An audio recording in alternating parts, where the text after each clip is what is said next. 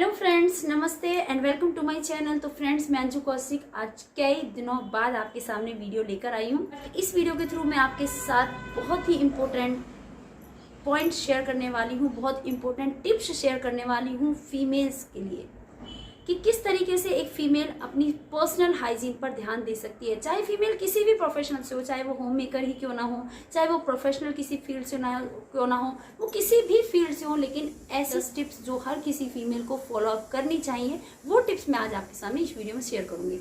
देखिए, अपनी खुद की सेफ्टी करना, अपनी खुद का ध्यान रखना, अपनी खुद की केयर करना हर किसी फीमेल का राइट होता है। लेकिन हम क्या करती हैं, अपने उस राइट को भूल जाती है, क्योंकि हम इतना बिजी हमारा शेड्यूल रहता है। हम जब अगर एक्सटर्नल वर्किंग है तो हमारा ऑफिस का काम, हमारा घर का काम, हम सब चीज़ों को एक साथ लेके चलती हैं।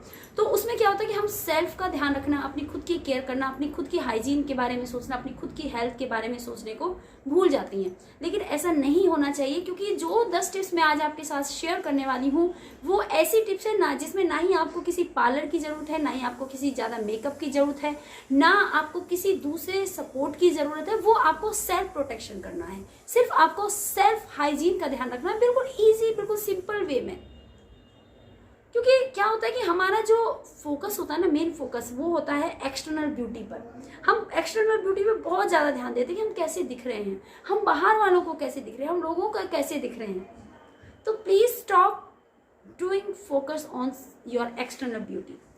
तो इस वीडियो में मैं आपके साथ 10 टिप्स शेयर करूंगी, जो 10 टिप्स मैं खुद भी फॉलो अप करती हूँ, और आई होप वो 10 टिप्स आपको बहुत ज़्यादा हेल्प करेंगी अपनी खुद की देखभाल के लिए, अपनी खुद की हाइजीन का, अपनी खुद की हेल्थ का ध्यान रखने के लिए।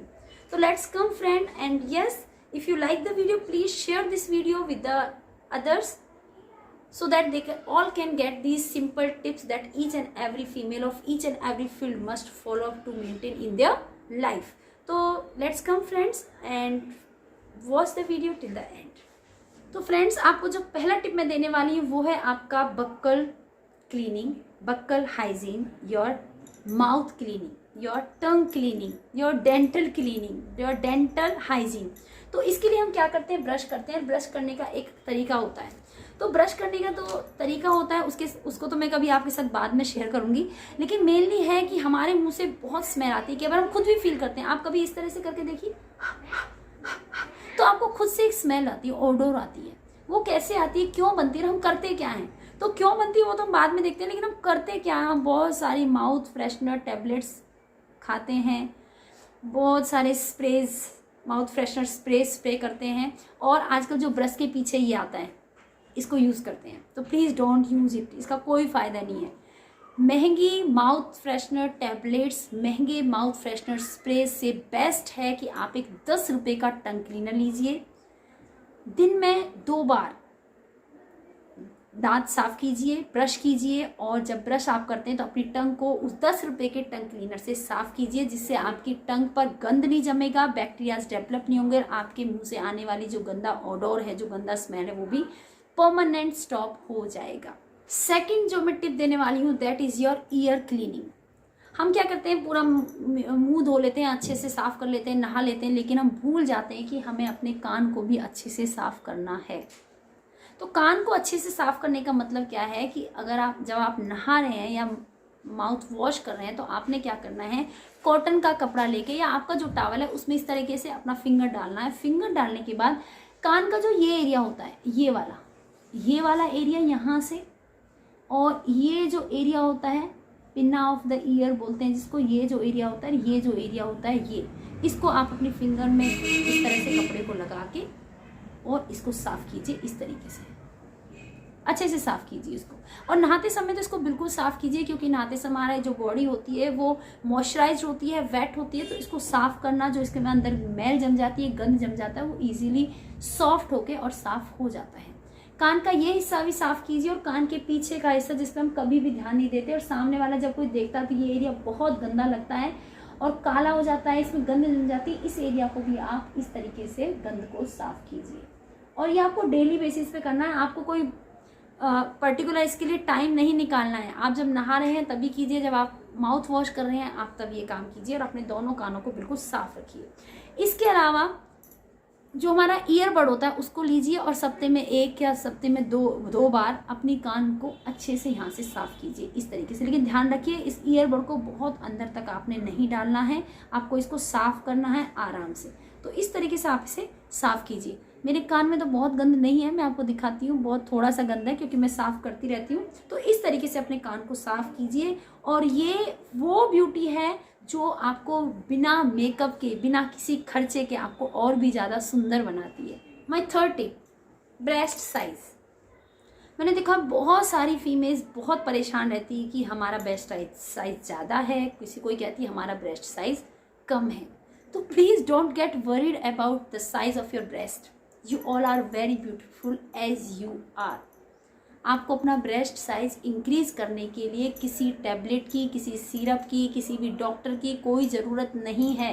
अच्छा फिगर आप सभी का है लेकिन आपको लगता है नहीं, तो भाई मार्केट में इतने डिफरेंट टाइप्स की ब्राज आ रही हैं, आप उसका यूज़ कर सकती हैं। करना ही है तो मसाज कीजिए आप।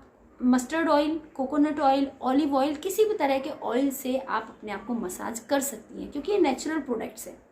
कोई भी ऑर्नामेंटल क्रीम, कोई भी पिल, डॉक्टर्स के पास जाना, प्लीज़ अवॉइड ऑल दिस। ये बहुत सारे साइड इफ़ेक्ट्स आपकी बॉडी पर करती हैं, आपकी बॉडी को अंदर से डैमेज करते हैं। तो इस तरह की केमिकल चीज़ें मत खाइए, बिल्कुल मत खाइए। देखा है कि कई बार क्या होता है कि ब्रेस्ट का जो नीचे वाला एरिया होता है वो बहुत ब्लैक ब्लैक हो जाता है। क्यों होता है? क्योंकि ना ही तो हम उसे कभी अच्छे से साफ़ करते हैं और सबसे बड़ी बात कि हम रात को ब्रा पहनकर ही सो जाते हैं। तो रात को जब हम ब्रा पहनकर सोते हैं तो पूरा दिन हमारा जो ब्रेस्ट एरिया होता है वो कवर रहता है, एयर प्रॉपरली वहाँ तक नहीं जा पाती है और रात को भी हम फिर ब्रा पहन के सो जाते हैं। तो उससे क्या होता है कि हमारे इस एरिया के पास एयर प्रॉपर नहीं पहुँच पाती है और एयर की लैकनेस के कारण वो एरिया धीरे धीरे ब्लैक होना स्टार्ट हो जाता है। तो उसके लिए आप जो बेस्ट टिप फॉलो कर सकते हैं वो है कि रात को ब्रा निकाल कर सोइए, विदाउट ब्रा सोइए। इस एरिया को प्रॉपर वेंटिलेशन होगा, इस एरिया को प्रॉपर एयर मिलेगी और ये एरिया बिल्कुल आपका साफ सुथरा रहेगा। टिप, योर अंडर आर्म बहुत ज़रूरी है और गर्मियों में तो इतना ज़्यादा ज़रूरी है कि अगर हमें छोटे छोटे भी हेयर आ जाते हैं अंडर आर्म्स में तो उसमें से स्मेल आने लग जाती है। आप इतना गंदा ऑर्डर आता है, बहुत गंदा स्मेल आता है। कपड़े आप निकालते हो तो कपड़ों में से भी स्मेल आता है और कई बार वहाँ से स्वेटिंग के कारण बहुत गीला गीला हो जाता है। तो मेरी आपसे यही एडवाइस है कि आप जो भी कराएं, आपको वैक्सिंग करानी है तो आप वैक्सिंग कराइए, आप रेज़र यूज़ करना चाहती हैं तो रेज़र यूज़ कीजिए। जैसे मैं पर्सनल अगर अपने बारे में बताऊं तो मैं रेज़र यूज़ करती हूँ और सप्ते में लगभग 2 बार। मैं बिल्कुल भी बाल बड़े नहीं होने देती, जो हेयर होते हैं अंडर आर्म्स में बिल्कुल बड़े नहीं होने देती हूँ और मैं सप्ते में लगभग 2 बार रेज़र अपना यहाँ से लगा लेती हूँ, जिसके कारण कि मेरे अंडर आर्म्स में कभी भी स्मेल नहीं बनता है।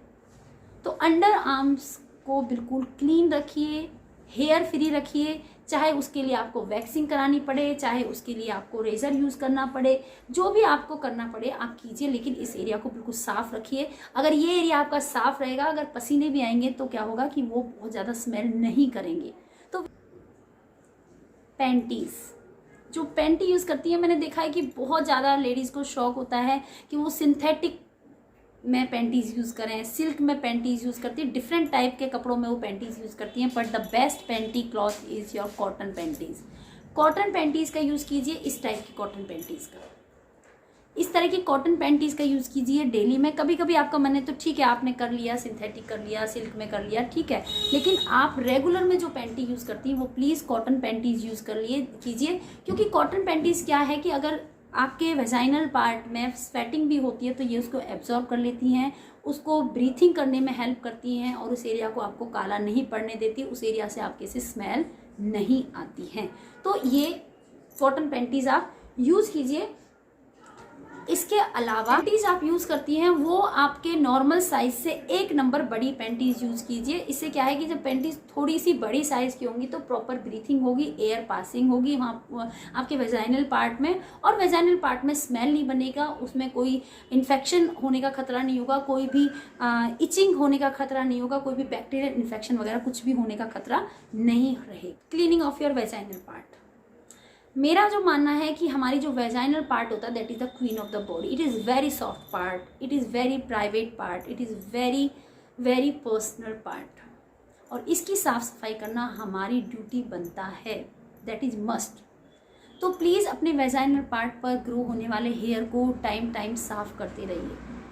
हेयर को साफ़ करना इसलिए बहुत ज़्यादा ज़रूरी होता है क्योंकि हम यूरिन पास आउट करते हैं, हम स्टूलिंग पास आउट करते हैं, तो जो ये पार्ट जो वाटर से जब गीला हो जाता है तो हमारी पैंटी पहनने के बाद वहाँ पर कोई एयर का ट्रांसफ़र नहीं हो पाता है, एयर पास नहीं हो पाती है, वो पार्ट हमारा अच्छे से एयर के कांटेक्ट में नहीं आता, जिसके कारण उसमें स्मेल बनने लग जाती है, गंध पैदा होने लग जाता है, जिसके कारण बहुत सारे बैक्टीरियाज वहाँ पर ग्रो हो जाते हैं, वहाँ पर डिफरेंट टाइप के रैसेज, इन्फेक्शंस डेवलप होने लग जाते हैं। तो अपने वेजाइनल पार्ट की केयर करना हमारे लिए मस्ट है। इसके साथ साथ आपको यूरिन पास करने के बाद हमेशा ध्यान रखिए, जब भी आप यूरिन पास करके आते हैं तो पानी से अपने वेजाइनल पार्ट को बिल्कुल साफ सुथरा कीजिए, पानी से ज़रूर साफ़ कीजिए, क्योंकि मैंने बहुत सारा ऑब्जर्व किया है ये चीज़ें कि हम वॉशरूम जब हम स्टूलिंग करके आते हैं तो we use to take water to clean out that particular part, but जब हम यूरिन पास करके आते हैं तो बहुत रेयर ऐसी लेडीज़ होती हैं जो वाटर लेती हैं। तो यूरिन पास करने के बाद भी वाटर का यूज़ कीजिए, अपने वेजाइनल पार्ट को साफ़ कीजिए, जिससे कि वहाँ पर बैक्टीरिया डेवलप ना हो, वो पार्ट आपका हेल्दी रहे, हाइजीनिक रहे। तो प्लीज़ आप ध्यान रखिए। नेक्स्ट टिप, ल्यूकेरिया मीन्स लेडीज़ को, फीमेल्स को, गर्ल्स, हमें वाइट डिस्चार्ज की प्रॉब्लम बहुत होती है, और जब हमें वाइट डिस्चार्ज होने लग जाता है थोड़ा थोड़ा, तो उस टाइम हम बहुत डिस्कम्फर्ट से हो जाते हैं, बिल्कुल कंफर्टेबल महसूस नहीं करते हैं, बहुत परेशान होते हैं, पैंटी पर वाइट डिस्चार्जिंग हो जाती है, तो बहुत परेशान रहते हैं। तो पीरियड्स होने से पहले और पीरियड्स होने के बाद की ये प्रॉब्लम होती है, क्योंकि ड्यूरिंग पीरियड्स हम पैड्स यूज़ कर लेते हैं, लेकिन जो ये आफ्टर पीरियड्स और बिफोर पीरियड जो ये वाइट डिस्चार्ज होता है, इसमें हम कुछ भी यूज़ नहीं करते। तो उसके लिए मैं आपको सजेस्ट करूँगी कि वाइट डिस्चार्ज जो आपको पीरियड्स होने से पहले और पीरियड्स होने के बाद होता है, during that time you can use panty liners. Market में ये पेंटी लाइनर्स आपको किसी भी मेडिकल स्टोर से, किसी भी जनरल स्टोर से मिल जाएंगे, और ये हमारे जो पैड्स होते हैं उनसे चीप पड़ते हैं, उनसे सॉफ्ट होते हैं, उनसे छोटे साइज़ के होते हैं, और पैड्स की जगह आप इन्हें यूज़ कर सकते हो। एक और कि मान लो आप श्योर नहीं हो कि आपको किस दिन पीरियड्स हो जा सकते हैं, आप डेट भूल गए हो, आपके पीरियड्स चेंज होते रहते हैं, इस केस में आप श्योरिटी नहीं होती कि हमें किस दिन पर्टिकुलरली पीरियड्स हो जाएंगे, मेंस्ट्रुएशन हो जाएगी, तो उस केस में भी आप पेंटी लाइनर्स का यूज़ कर सकती हैं। पीरियड्स का अजम्पशंस, अनुमान लगे कि अब होने वाले हैं, तो आप 1-2 दिन पहले अपने पेंटी लाइनर यूज़ करना स्टार्ट कीजिए, क्योंकि पेंटी लाइनर्स आपके कपड़ों को ख़राब होने से बचाएंगे, आपके वाइट डिस्चार्ज होने पर जो आपको डिस्कम्फर्ट फील होता है उससे आपको बचाएंगे। मार्केट में सस्ते मिलते हैं और आप इजीली इन्हें यूज़ कर सकते हो, और जैसे ही पीरियड हो आप अपने पैड्स यूज़ कर सकती हैं। तो पेंटी पैड्स का यूज़ ज़रूर कीजिए। Yes friends, my next tip is cleaning of your belly button। सब साफ सुथरा कर लेते हैं, सब चीज़ का ध्यान रहता है, लेकिन अपने बेली बटन को भूल जाते हैं। क्यों भाई? इसके लिए 2-4 घंटे लगते हैं जो भूल जाते हैं। बिल्कुल मत भूलिए, जब भी आप नहा रहे हैं अपनी ड्यूटी होनी चाहिए, जिस तरह से आप टॉवल यूज़ कर रहे हैं, अपने आप को क्लीन आउट कर रहे हैं, अपने आप को फ्रेश आउट कर रहे हैं, प्लीज़ उसी समय अपने बेली बटन को अच्छे से साफ़ कीजिए, फिंगर से, कपड़े से साफ़ कीजिए, कॉटन के कपड़े से, और डेली रूटीन में इस एरिया को साफ़ कीजिए, अपने बेली बटन को साफ़ कीजिए। आप नहीं जानते, लगभग बॉडी में सबसे ज़्यादा 80% बैक्टीरियाज हमारे बेली बटन पर ही मिलते हैं, क्योंकि इस छोटे से पार्ट को हम कोई इम्पोर्टेंस नहीं देते। ये पार्ट बहुत ही ज़्यादा इम्पोर्टेंट है। तो इस बेली बटन को डेली साफ़ कीजिए। आप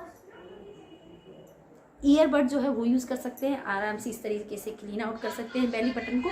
तो आप इसको बिल्कुल साफ़ कीजिए, डेली बेसिस पर साफ़ कीजिए, और साफ़ करने के बाद रात को आप थोड़ा सा ऑयल इस एरिया पर लगाकर सो जाइए। इसको बिल्कुल फ्रेश रखिए और इसको ब्रीथिंग करने दीजिए। Next, cleaning of your neck. Makeup कर लेते हैं, पार्लर वाली दीदियाँ हमें बताती हैं, पार्लर जो ब्यूटी पार्लर वाले जो एक्सपर्ट्स होते हैं वो हमें बताते हैं कि जब भी मेकअप अप्लाई अपने फेस पर करो तो गर्दन पे ज़रूर लगाइए।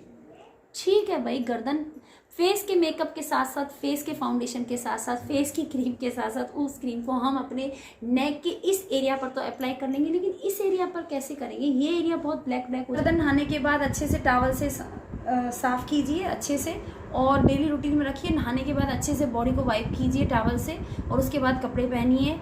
और जो भी फेस पैक वगैरह, जो भी स्क्रबर वगैरह आप फेस पे या नेक पे लगाते हैं वो अपनी गर्दन पर भी अप्लाई कीजिए। थोड़ा सा उसको स्क्रब कीजिए इस तरीके से और अपनी गर्दन को भी साफ़ रखिए।